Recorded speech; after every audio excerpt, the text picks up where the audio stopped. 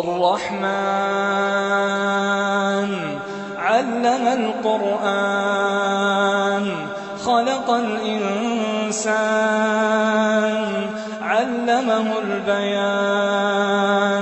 الشمس والقمر بحسبان والنجم والشجر يسجدان والسماء رفعها ووضع الميزان ألا تطغوا في الميزان وأقيموا الوزن بالقسط ولا تخسروا الميزان والأرض وضعها للأنام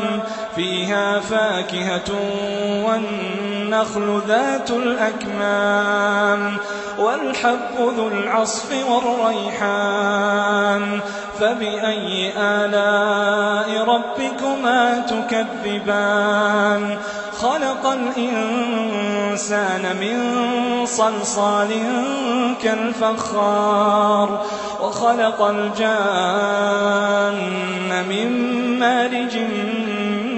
من نار فبأي آلاء ربكما تكذبان رب المشرقين ورب المغربين فبأي آلاء ربكما تكذبان مرج البحرين يلتقيان بينهما برزخ لا يبغيان فبأي آلاء ربكما تكذبان يخرج منهما اللؤلؤ والمرجان